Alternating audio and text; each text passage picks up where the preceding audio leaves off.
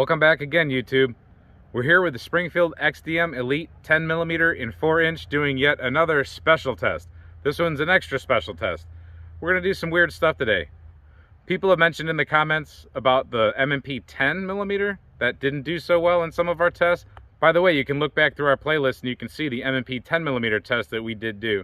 We did an ammo gauntlet and we did a few other things, and that gun didn't do so well. That gun's history. This one won the EDC contest. So we're just going to continue to see if we can find things that might make this gun malfunction. On the other videos with the M&P, people mention that sometimes with hand loads or other loads, it could have something to do with bullet shape, it could have something to do with seating depth. A lot of different reasons came up with why that gun might have malfunctioned. Nothing malfunctions in this gun so far, including yesterday we did a test where we did Smith & Wesson 40 caliber through this gun, and it functioned just fine. So today we're going to kick it up a notch and we're going to get really weird. So before I get started with any of this very special testing, you have to understand that I am a firearms professional. I'll get into my background for you some more one day and let you know why I do what I do, but I am an actual firearms professional. I do make a living with firearms, partial living. But the bottom line is, do not try this at home. Do not replicate anything that I do. This is for testing purposes. This is a closed, controlled, private range. This is an unmodified firearm. And like I said, do not try this at home, period.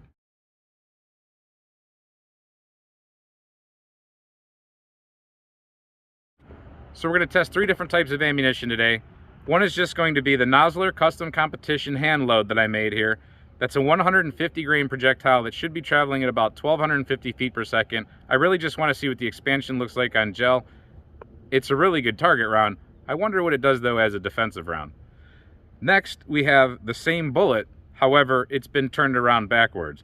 So if you look closely, it's basically a wad cutter.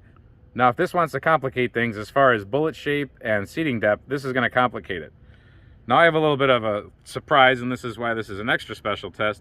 This isn't 10mm. These are all 40 caliber. 40 caliber, 40 caliber. So this is extremely short for that magazine and for that chamber. Again, don't do this at home. The third ammunition we're going to try is 357 SIG. You might notice the tapered case. So there's 357 SIG. Now 357 SIG has a 40 caliber case and it's neck down to 9mm. So it will support in the chamber, but not at the front. So we're expecting out of this, me personally, I think it's going to fire, of course. It's going to hang on by the extractor. It will fire. It'll case form. The neck down will case form up to 40 caliber or close to it. I don't think it's going to crack. I don't think it's going to move that much. We're going to lose a ton of velocity though, and the bullet is going to bounce down the barrel. I don't think it's going to reciprocate the slide due to the fact that it doesn't have enough power. Once it expands and case forms to the chamber, it's going to lose a ton of back pressure. It might cycle. I don't think it will. I think this might finally be what chokes this firearm up. Again, don't try this at home. All right, it's ready to go. I'm ready to go. Left-handed shooting because my left shoulder or right shoulder still messed up. So let's see how this one goes. 22:31. I'd say that's a malfunction on the chronograph.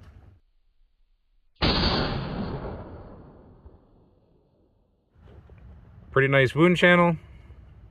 Bullet turned around backwards, mushroomed open pretty nicely. We'll pull out the dirty tape measure.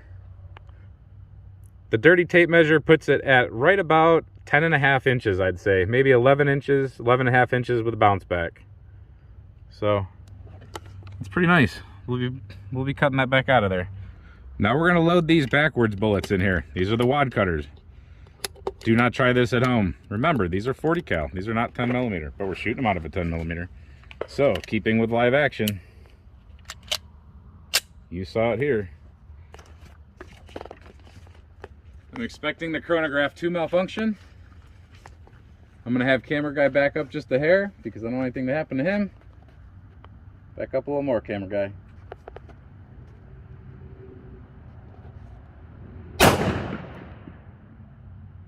That did have a weird impulse. However, there is one in there, and I see a hole in the gel, so I'm not afraid to shoot it again. The chronograph is doing wacky stuff, but let's go take a look.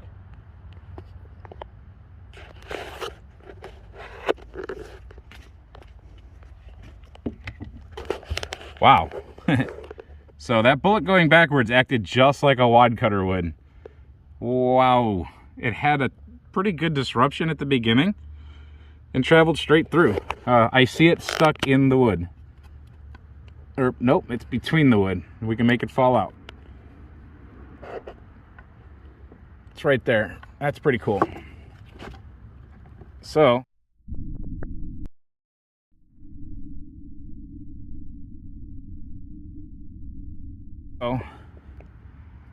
that bullet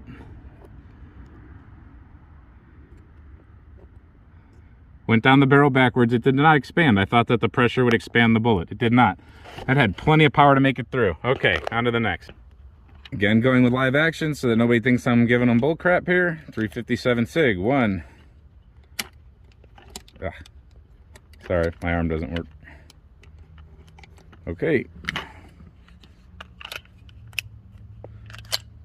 And it chambered, and I can see through the little port it is hanging on by the rim, so it has not gone any deeper than it should. Chronograph's been going stupid, so I don't expect anything special out of this chronograph. Maybe I'll back up just a hair. Aim a little bit lower, and let's see what happens. Camera guy, back up just a hair.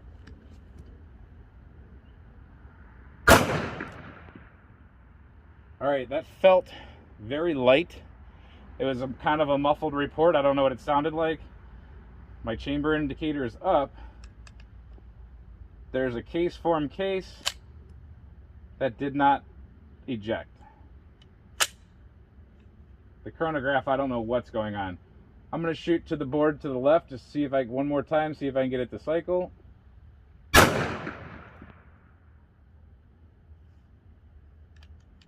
Again, a case formed case. Come on, camera. Yeah, come on up close. Yeah.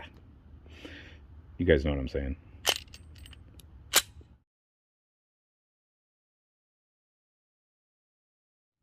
And yeah, that's that.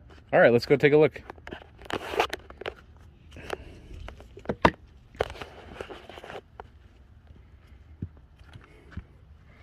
Okay, so that bullet immediately turned around and went in. That thing looked like it immediately turned around and went backwards.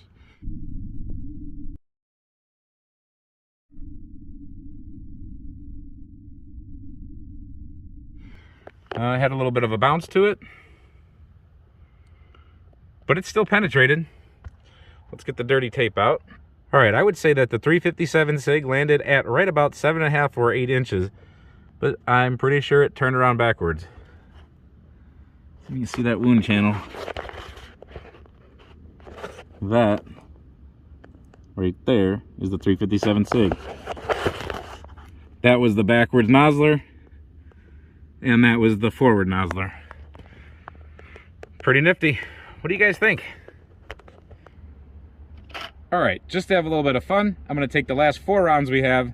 I'm not going to use this last 357 SIG. I think we learned what we need to learn from that. But I'm going to take one of the higher pressured nozzlers, regular, and then I'm going to take one of the backwards nozzlers. And then I'm going to take a forward nozzler, high pressure, and then a lower pressure backwards nozzler. And we're just going to shoot this into the target, or into the backstop, and we're just going to see if it cycles this. That's all we're trying to do here. We're just seeing if it cycles. Flat nose first. Let's back right up here to the target. And someone had mentioned in the comments before, why am I so close? It's so that my bullets don't go where I don't want them to. So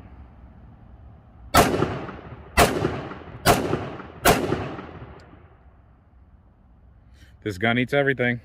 So the Springfield XDM 3.8 inch Elite 10mm is still eating everything we give to it, including all kinds of 40 caliber ammunition, even backwards loaded ammunition, acting like a wad cutter with a very short case overall length.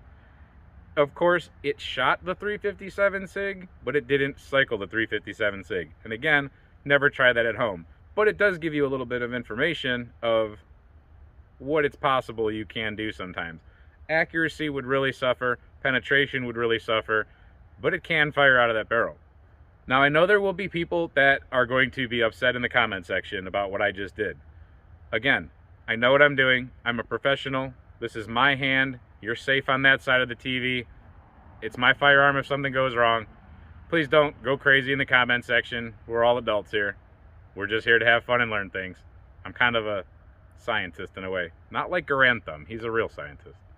All right, camera guy's got some strength in his arm, so he's going to cut out the bullets for us.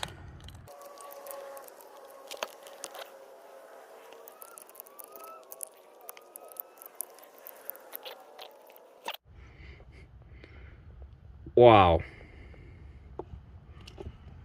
Wow. That's pretty nice. So, wow. That's a Nosler custom competition. And wowza. And for those who are interested, we opened up to a little bit more than 1/2 inch.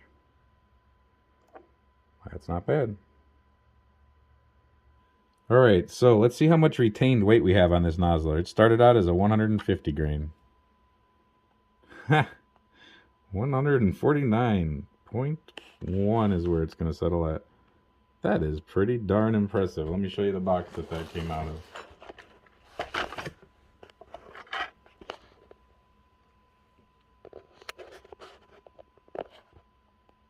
Nice. Now, if you take a look at the 357 SIG round, you can see it tried to engage the rifling. On maybe there's where I think it bounced in the barrel, maybe. But if you can see, I'm not sure if you can see these tiny little lines. There's a tiny little line there, and a tiny little line there. Maybe another bounce in the barrel right there, but there's a tiny little line and a tiny little line and a tiny little line and then a crosshatch line. It did something dented here at the very back. So I don't know if you can see that, but it lipped up just a little bit. So doing that bouncing through the barrel, I think, did not do this round well. Unless it did it in the gel, which I'd be surprised. But anyway, that's what happens. Wowza. I might have a new carry round. That was the round the exact same round that went in backwards. Pretty interesting. Nice. So we're running out of daylight, but I just wanted to let you know I did inspect the firearm. The barrel looks great. Everything looks great. There's one little part on the ejector that looks like it has some premature wear. I'll roll that in. But now that it's clean and oiled, we're just going to run 11 more Noslers through it, jacketed hollow point, just for a function test. 150 grain. We're going to have camera guy do it.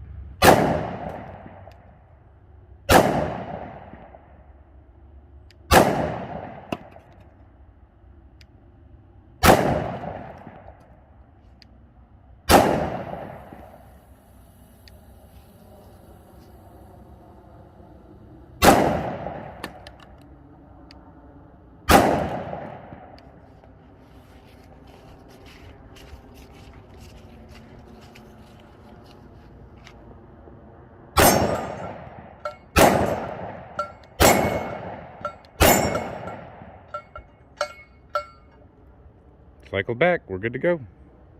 So as always, thank you for watching, and if you like these kind of videos, you know what to do. Like the video, share the video, subscribe, and also, please check us out on Patreon. We're now there if you want to support us directly. And for any of you new subscribers, check out our playlist. We have a lot of cool videos where we've done a lot of cool testing. We do a lot of types of videos, but a lot of it's testing, real world testing, honesty testing. Check it out.